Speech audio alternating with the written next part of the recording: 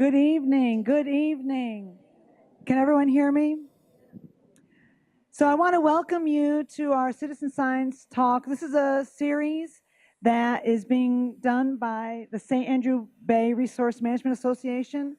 For short, we're St. Andrew Baywatch and Gulf Coast State College. And in this series, we're working on issues in sustainability. And John Ackerman presented last month on climate change and what we can do in order to reduce our footprint. And today I'm going to present about solar energy and what you can do at home if you wanted to reduce your footprint at home and save a little bit of money as well. So welcome to our presentation. And this is a very informal presentation. If you've got questions, just holler them out and we'll take your questions. And if I can't answer it, I'm going to, tell Tom to answer it for me. So I'm doing the non-technical part of the solar power for dummies. So I do want to introduce, though, Tom Hoots. He is with us over at Gulf Coast, and have you seen the WKGC truck that has the solar panels on the top? And Tom worked with a bunch of students to get that done, and so he really does know a lot about solar energy, a lot more than I do. So I'm really appreciative of him being here. I also would like to introduce a lot of our board members from RMA. We have our president, John Ackerman, here, our vice president, George Walrand, one of our board members, Alan Collins, Stephen Thieberge, another board member. We've got Jim Barkaloo, who's board member extraordinaire, and one of the founding fathers of St. Andrew Bay RMA, and we all try to live up to him. We've got Kennard Watson, board member in charge of the Turtle Watch program. Any other board members here? Oh, what am I saying? Joanne Weatherford, she's in charge of our social and outreach, and one of our new board members, so we're very excited to have her. Oh, and Delta Dawn. Delta Dawn. Okay, I'm going to start singing. It's going to be a little embarrassing. And you all are going to tell me not to give up my day job. Dawn Dykes. She has Delta in her email. So Dawn Dykes, also one of our new board members. So thanks for coming. So I just want to welcome you all here. And without further ado, we're going to talk about solar power for dummies. And there are books. Solar Power Your Home for Dummies and Photovoltaic Design and Installation for Dummies, because this can be a confusing topic, but it doesn't really have to be.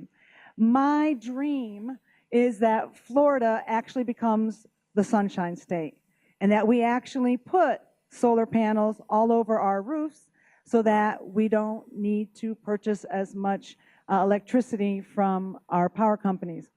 And it would be awesome to let the sun pay our bills. So that's my dream. We'll see if this can come to reality. So the first thing we have to figure out, though, is if you're going to put solar panels on your roof, how many do you need? So you have to figure out what your energy usage is. So you can get something called a kilowatt, and there's a kilowatt plugged in here. And I'm going to get Kim to come up and help me. But I put a picture up there in the top left because you may not be able to see exactly what we're doing. I'm going to turn this on, and she's going to tell us the kilowatts that are being used when this is on low.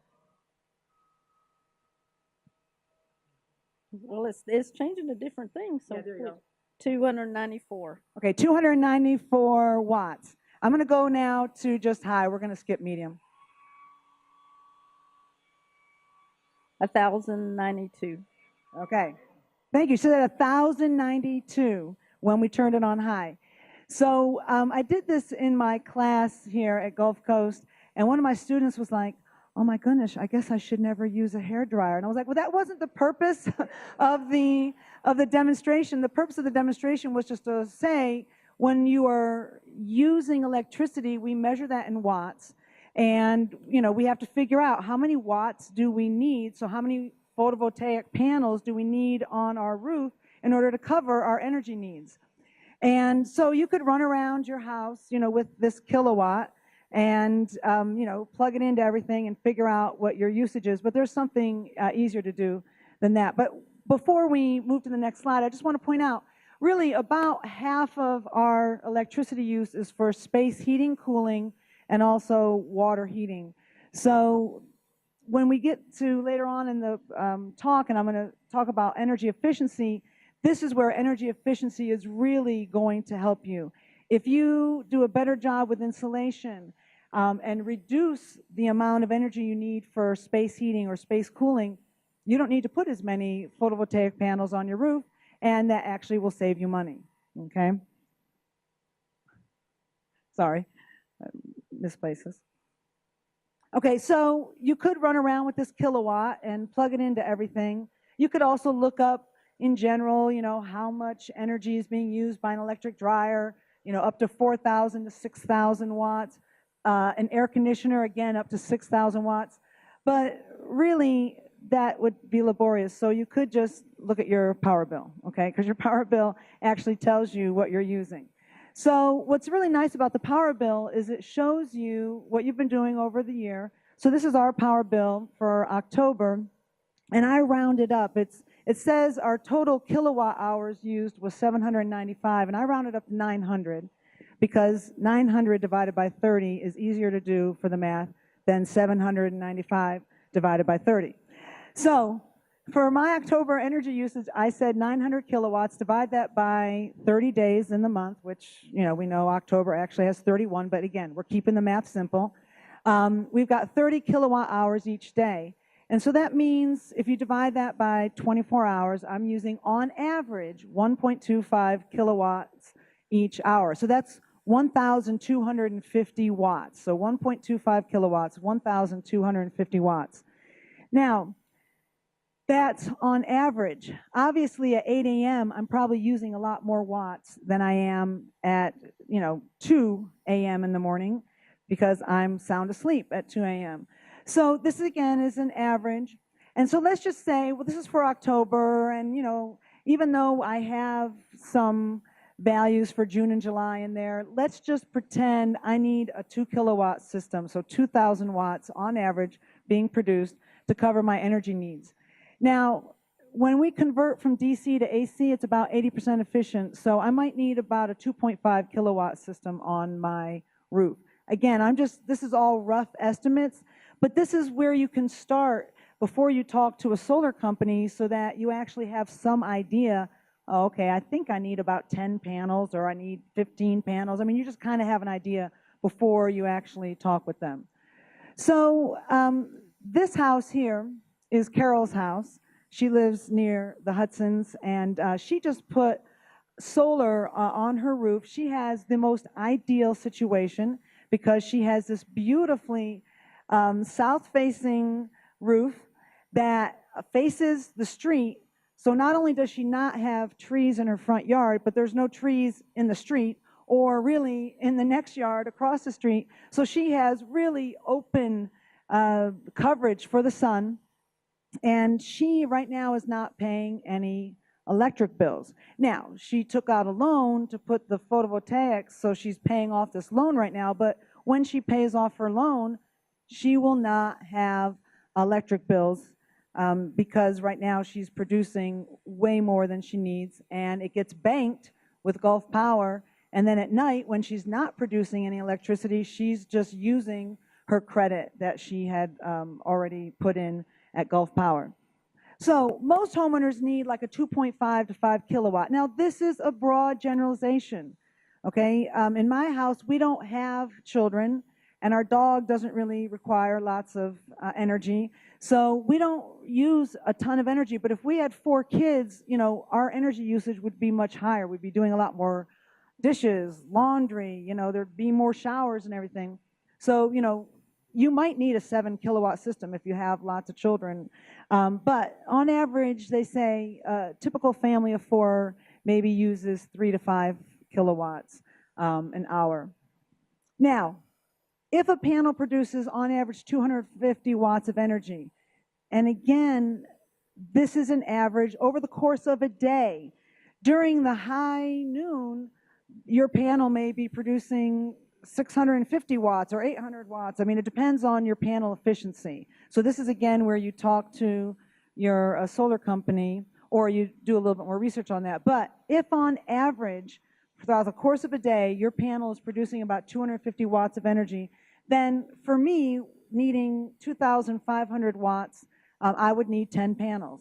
Okay, so the point of this is just to say, give you a rough idea of how many panels you might need. If I was using 5 kilowatts, I would need 20 panels, okay? I think Carol put a 7 kilowatt system on her roof, and so she definitely, she has, I think, 27 panels, and she produces a lot of electricity. But here's things to consider. So Carol, the top photo, has this beautiful roof facing the south, no trees to obstruct the panels. And when I went over to talk to her, it was actually quite cloudy that day, and her panels were producing over 600 watts of electricity, and I'm going to show you that in the next slide. And then the bottom is my roof. And you can see all the debris on the roof.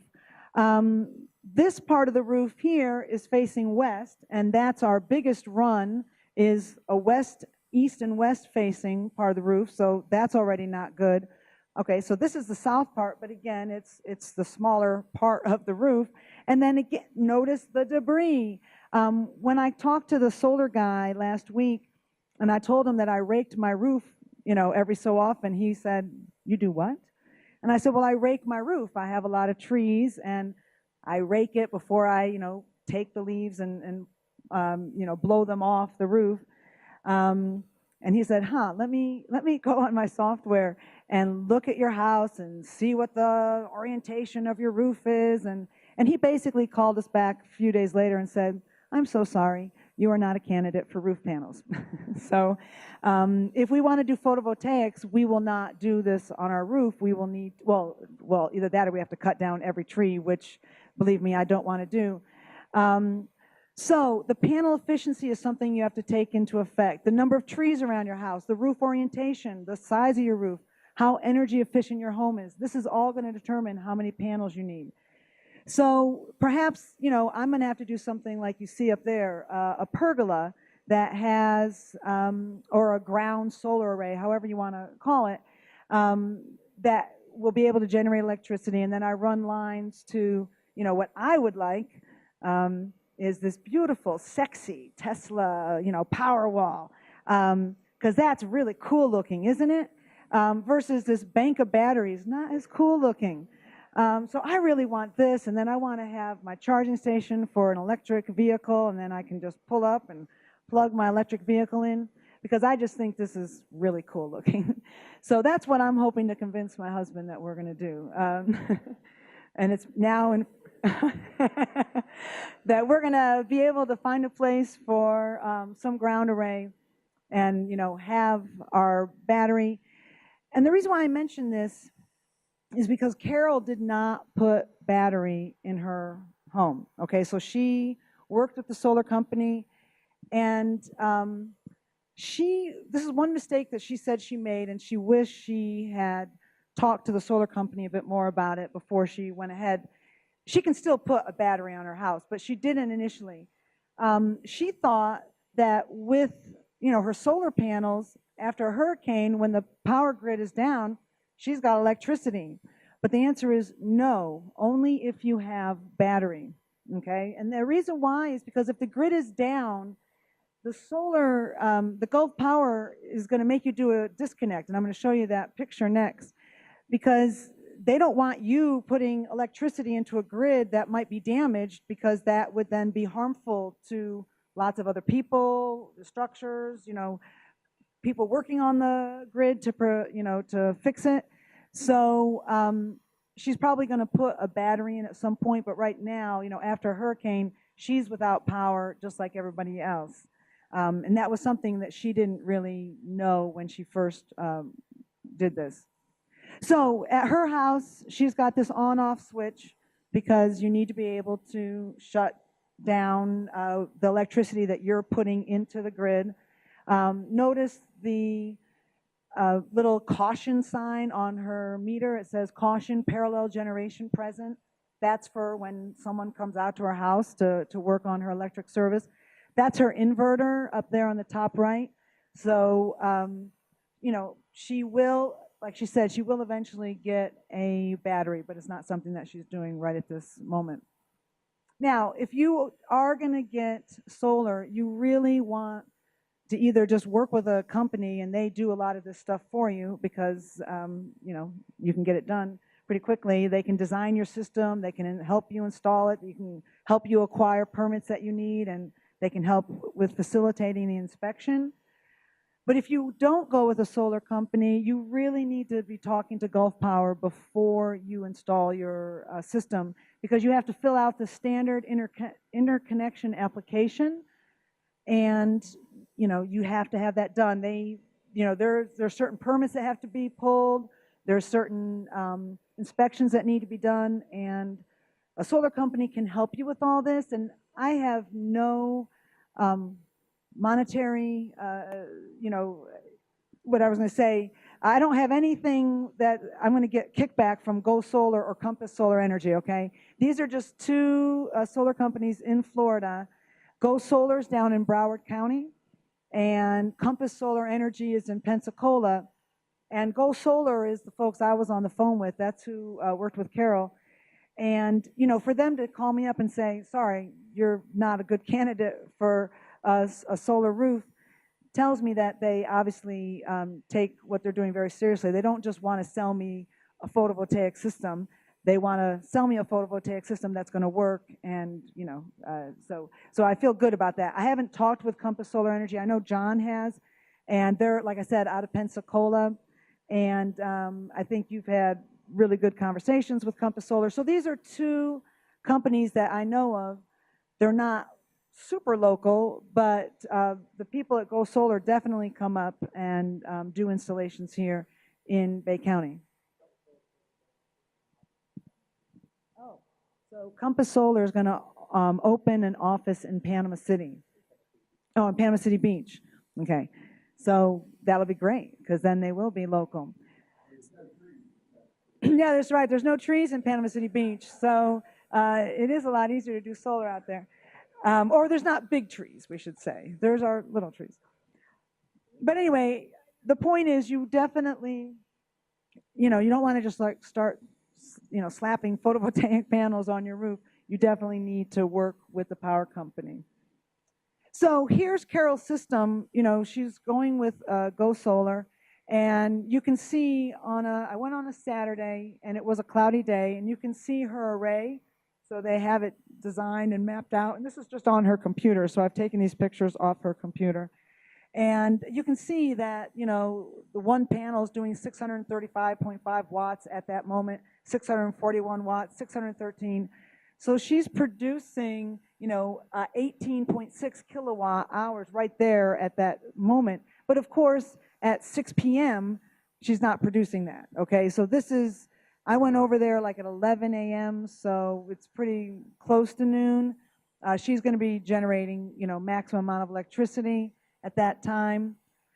So, but she's producing more than enough electricity. If you look at her bill is only $22, and that's because it says the net metering base charge is $18.85, and then she's got taxes. We always have taxes with everything. But she's not paying anything for electricity because she's putting more into the system, and she's being credited with that for, at night when she's still running all her power. Okay. So, when you work with, and I don't know the answer to this, so maybe Tom would know, if you installed something on your own, obviously this is Go Solar, this is the programs that they have that, you download, and they can actually check your system to see if there's something going wrong or whatever. Do these type of software exist if you're doing it on your own? And yeah, the answer is, oh yeah. Okay, so. Okay, you can look at this on your phone. Just asking here, so there is a cost. So that $18.85, that's just for her to be hooked up to the grid. Yes, just to be hooked up, it costs about $19 a month. Yeah, no, Gulf Power. Yeah, Gulf Power is a company that is, going to make money. So, that is a good question. Can she? I think the answer is no.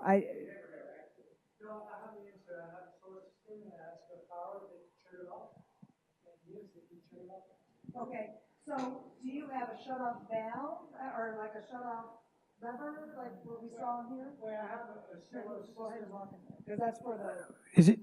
I have a 7.6 kilowatt system with the battery backup, and I'm also on the grid. And I consider going off grid completely, so I have a big switch. I can go off grid whenever I want, and I do that occasionally, a week here and there, especially in the fall and the spring, because that's when I break even on what I produce versus what I use. But I did ask Gulf Power, what about if I just want to? I don't want power from the grid anymore. Can I do that? Can I shut off the power? And they say, yeah, they will disconnect my power. I don't want to do that because it's convenient to be on the grid, because I would lose, like what you just said, the power that they put when you produce more during the day, it builds a bank. So it's convenient to be on the grid, of course, for a lot of reasons. But I have the right to say I don't want to be on the grid anymore with Gulf Power. At least that's what they told me when I called them. That was like months ago when I asked them. Right, and then you wouldn't pay that 18. Correct, correct. That's going to go up to $30, I think I heard.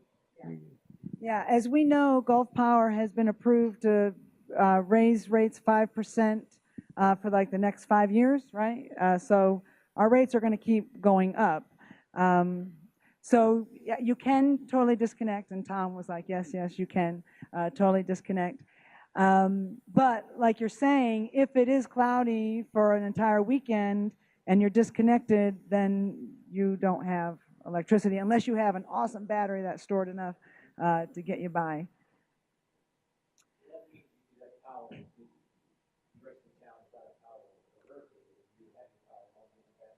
As long as you have batteries. Yeah, so you have to have batteries in order to have the power after a hurricane. Yeah. And say that. Yeah, you have to be able to recharge the batteries, obviously. But typically, after hurricanes, we have beautiful weather, right? So this is really important, though. You would want to do an energy audit. It's free. Gulf Power will come out to your house. They'll do things like this. They'll bring this little meter. I'm just going to, press it here. This is saying that this wall is 67.8 degrees Fahrenheit. And you can press this around your windows, and you can see how much, what's the heat of your windows or the coolness of your windows. In other words, are you losing a lot of energy around your doors, around your windows, your attic? So you can actually check this out. And these things are cheap. I think, I bought this. I don't even remember. It was not a lot of money in order to talk about energy efficiency. But you can have Gulf Power come out, and they'll actually do a lot of this for you.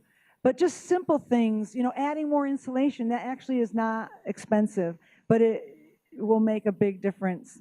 Putting weather stripping around your doors. Now, replacing windows is more costly, but they will pay for themselves, eventually after several years. Just buying efficient appliances, reducing the energy use by shutting off electronics. There's a lot of this vampire energy. So, you have all those little lights that are on your TVs and on your printers and all that stuff. If you actually, shut down the power to your printer when you're not using it, you will save some electricity.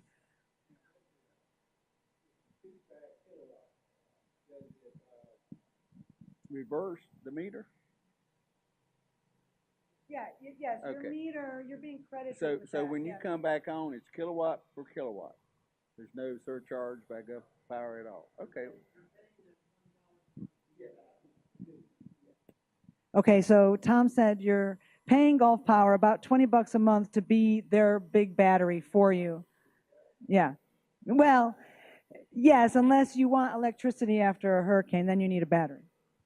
I don't know about Gulf Power, but Gulf Coast Electric bought, when I was at the county, we did the photovoltaic system up on the warehouse. The county was selling the power back to Gulf Coast Electric at wholesale prices and buying it back at retail. And I'm guessing that Gulf Power might do the same. Oh, yeah. Because they consider you They're making money. they consider you to be a power generation system. Yeah. Okay. So anyway, energy efficiency is really important, and you're going to want to make sure your house is efficient, energy efficient as it can be, before you decide to put a bunch of photovoltaics on your roof. And then, of course, there's other things you can do at your house besides put photovoltaics. Instead of having a gasoline power generator, you could have solar generators. And there's some on the market. So here's one that John has, and this is a 30-watt panel. This is a 30-watt panel, and it plugs into this, well, this battery storage, but also it must have an inverter in it as well because you plug things into this. So this is a solar generator. I forgot to ask you how much this was. About $300. Now, if you want a much bigger solar generator with like a 100-watt panel, that's now you're talking like $1,700 for this particular product. The college is thinking about offering a solar generator workshop if people wanted to make solar generators. And so if you are interested in this idea of making a solar generator, you could sign up here, and then I'm looking for a pencil. And then I would just have an idea. This is not a commitment to come to a solar generator workshop, but the college is actually thinking about offering this in the future and doing some more things on sustainability. So I just wanted to let you know about that. But you can make these. You can go onto YouTube and you can watch all these little videos of how to make your own solar generator. And people use Pelican cases that have wheels, and you can make it mobile. And what's nice about having your panels separate is that your panel can be outside. You can bring your generator inside, and then you can plug your items into it. So I don't know if you realize this, but Gulf Coast, the Enactus, and the Ripples of Change groups, both those groups, put together, or they cleaned a lot of photovoltaic panels. You can see the large panel over here. What's the, is this a, oh, that's a 280 watt. So it's a very large.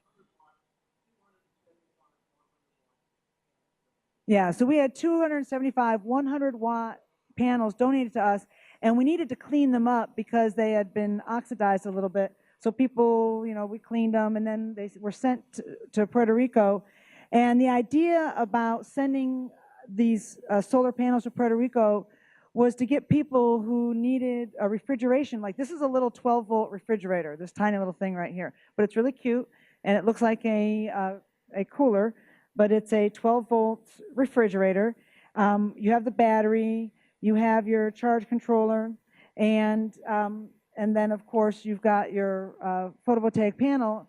And so the idea was, for about half the population in Puerto Rico doesn't have electricity.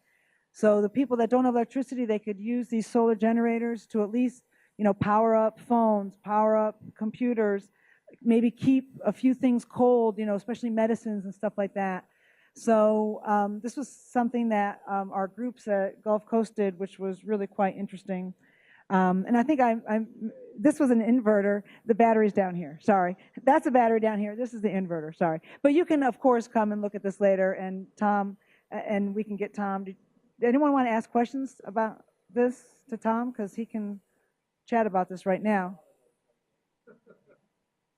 Anybody want to ask? Yeah. If this is a, would you say 300-watt panel, the one up there? So how does that relate to a 300-watt panel? And then she's talking about how many watts you need. Is that when you say 300?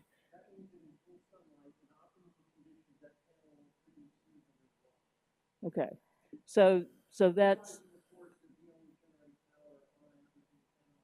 right. But so that's pretty much a consistent rate. So when we saw Carol's panels, and each one was generating about 680 something in 11. Mm-hmm. Right. But hers was at least a 700 watt. Right. And so yeah. Mm-hmm. Okay. All right. Yeah, I didn't put the map of the U.S. up there showing how many noonday or noontime solar hours. Obviously, we have more than 6 hours of light in Panama City. But when they are trying to figure out, how much electricity you're generating, they say on average 5 to 6 hours of what I call noontime sun. Yeah, we actually call that, productive hours. Part of that has to be taken into consideration. Some days we don't get a lot of sun. We have overcast days, and these are historical averages. Yes, we get more than 6 hours of sunlight a day on a day like even today. But you have to take into account the days that have really deep clouds and you don't generate much electricity. So these numbers are averages taken over the period of years. Yeah. So Florida is about 5 to 6, but then, places like out in Arizona might be, 8 hours or 10. I mean, so, if you really want to generate lots of photovoltaic energy, you're going to have to move to Arizona.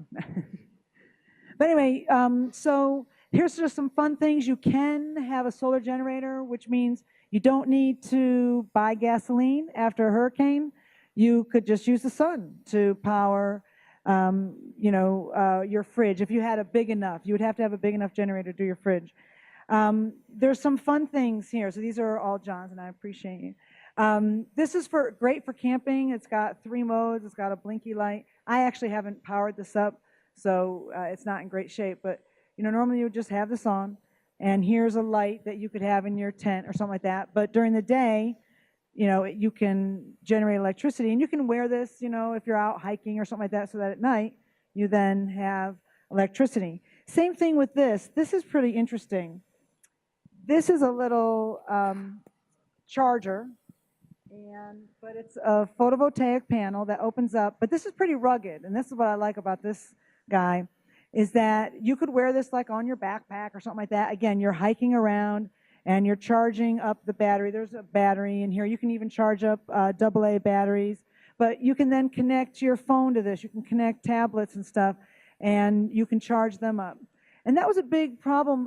After hurricane this year, Irma over, I think it was Irma over in eastern Florida, I was trying to reach my mom, and everybody is on the phones that go through your modems, okay, your TV.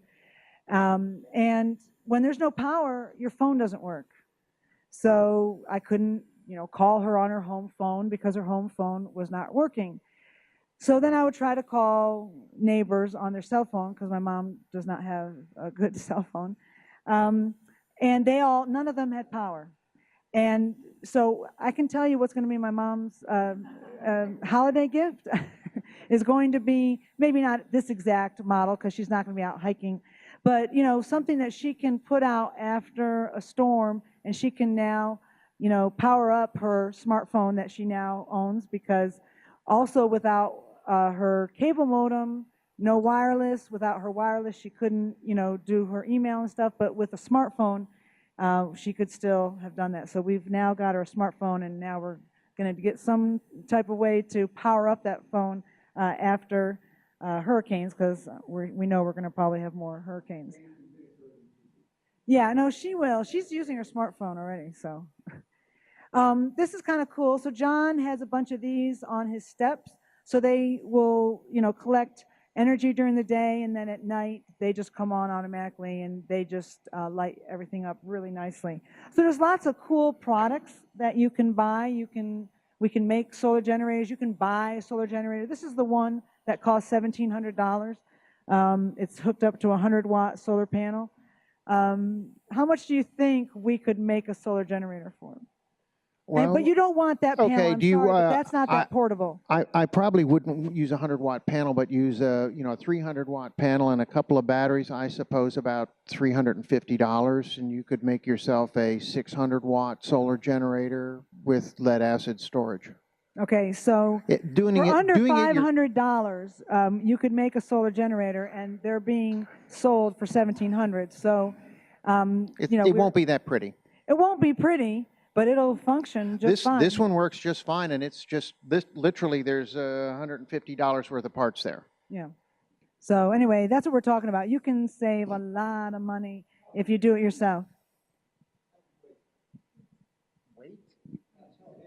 Ooh, well, the weight's going to depend on the batteries you use. Those, I'm using the absolutely most inexpensive batteries we could find in Deep Cycle, which are energizers that come from Walmart, and they were about $80 a piece, 100 amp hour battery. But that's a lead acid battery. It's heavy. If you want it lightweight, you really have to go into, you'll have to go into lithium polymer of some sort. The lithium-based batteries have, you know, five times the energy density of a lead acid, at least. But they cost a lot more. That's about a 60-pound battery. If I was going to do something to keep the refrigerator running or run a small workshop or something, I'd have a couple, 3 batteries on it. So yeah, you'd probably be looking at least 300 pounds. So I had a question. I may be the only one who doesn't know this. You said that hairdryer over there was producing roughly Up to 1,000 watts. up to 1,000 watts, and these are kilowatts you're talking about. So 1,000 watts is 1 kilowatt. okay, see, that's what I didn't know. So okay, that's really it. So what you're asking is, would that generator power that hair dryer? And the answer is watt for watt, no, but it stores the energy. So It stores energy in a battery, but would there be enough energy in the battery to run the hairdryer? Well, that just depends on how long you're going to run the hairdryer. It'll start it and would run it for a little bit, but if you have a big head of hair, you're probably going to drain your battery before you get the hairdryer. Okay, so you get the idea. There are some things that we'll have to talk about in a workshop, you know, to make sure everyone's getting what power needs they need from a solar generator. I keep misplacing the. Here it is. I'm wandering around too much. Okay, and then just my last slide, just, you know, more solar products, you know, fun things you can do. Camping, of course, you can use solar lanterns. And this is kind of interesting. In Africa, they're really trying to get people off kerosene and use products like this in order to not only provide light, but also to be able to charge up phones and tablets and, you know, iPods and whatever. And that is because it's just a lot safer. And then, of course, you know, you're going to have the sunlight, so you can do whatever you want. So just lots of fun, different products you can go out and look for. That's it. That's my presentation. Very good.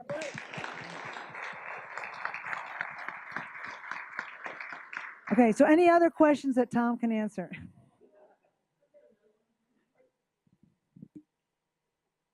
So if we're looking at some of these products, say for cell phone generation, the backpack type thing, or we're looking for, you know, something for, like you said, a small shed, are there things that we should look for in the panels? Like clearly there are some, we know from cleaning those panels that some. There is, and there's an economic slope to look at on that, because the less efficient panels are less expensive. And if you are putting in fixed panels and you've got a lot of room, say you want to keep a beer cooler in your work shed along, and every once in a while, you know, run a saw, make it sound like you're doing something, then you don't need really, and you got a big roof, you don't really need to buy high dollar panels. You can buy less expensive panels that are maybe a couple of years old and don't produce as much as the cutting edge ones do.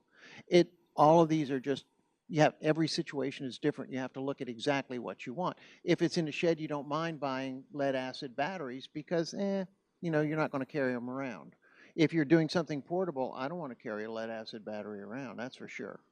And also, when you look at the YouTube videos, so there's this wilderness survivalist, and that's a great YouTube channel to check out. And he's building his solar generator using a lithium battery that literally could be at any orientation. It could be sideways, it could be upside down, because he wants to be able to, you know, he's got a Pelican case that's on wheels, so he can, you know, take it and, you know, walk it around. And so he, you know, that battery is going to be moving. It's not just always going to be horizontal. It's going to be, you know, sideways and stuff. And so he put in a lithium battery for his.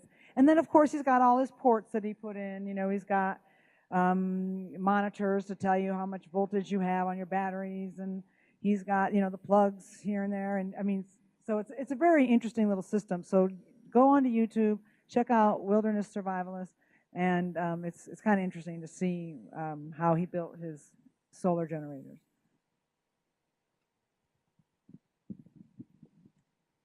Just got a few comments about the engineering part of this. If you're going to put something like this on your roof, and your roof is kind of old, you may want to make sure you want to re-roof it before you put the panels on.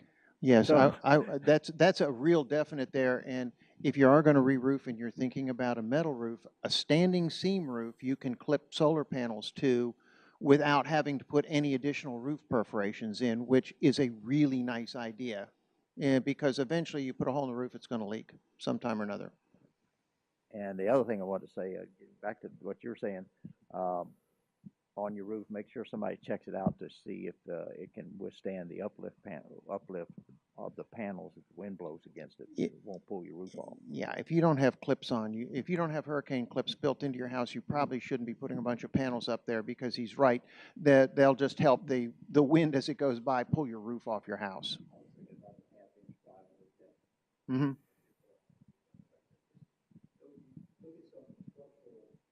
Get a structural engineer. Yeah. Yeah.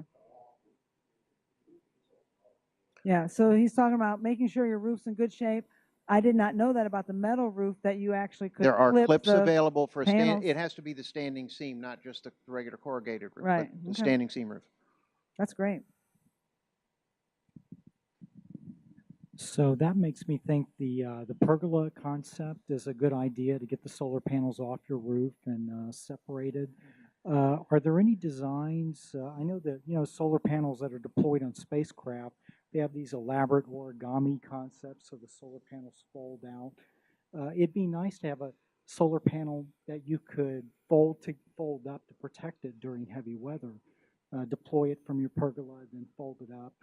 Are there designs like that available? What are people doing in terms of pergola concepts with solar panels? Anytime it moves, it's going to get real expensive. That's just sort of a basic in engineering. And the more it moves and the more it folds, the more expensive.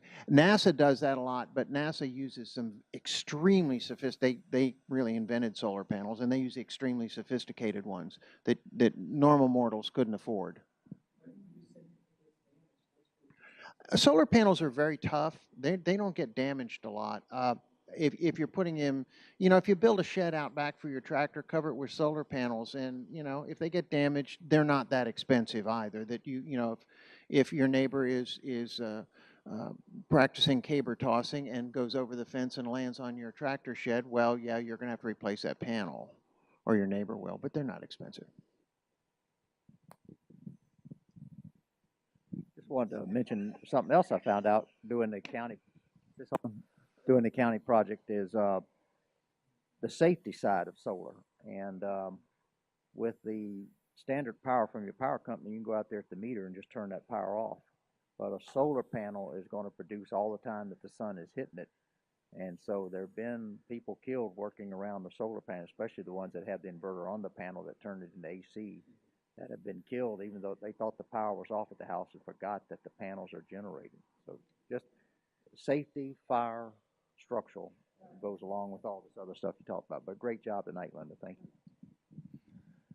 I had another question. You're talking about the durability. I know there's stuff related to how well they work, like efficiency in the heat and things like that. If you put an array on your house, realistically, if you take care of it, how long will it continue to generate power at the same That McGee solar panel over there is guaranteed to within 90% of its original output for 30 years. So they're fairly durable pieces of equipment. They really are. It's a lot better. Now, if you throw a ball peen hammer through it, they're not going to honor that warranty. But they really don't wear out. The cheaper ones will. The better they are, the longer the warranty, and you can generally look when you're shopping. And most of them, almost everything I've seen comes with a 20 years. Some companies warranty 30 years.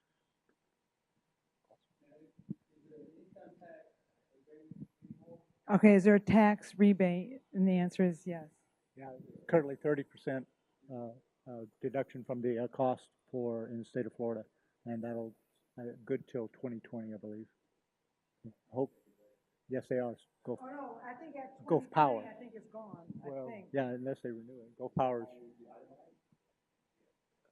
That's a good question. Straight from the system.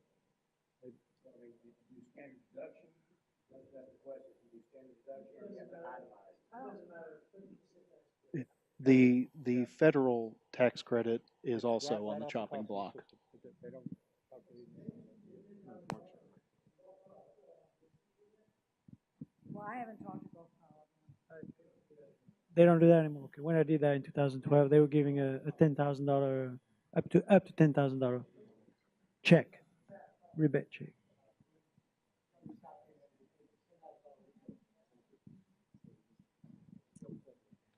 All right. Well, thanks so much. We can continue chatting after this, but I'm going to go ahead and stop, and we'll get them to stop recording. But thank you so much for coming, and hopefully we'll have this solar generator workshop, and people will come back, and yeah, that's awesome. Okay. Okay. Thank you so much.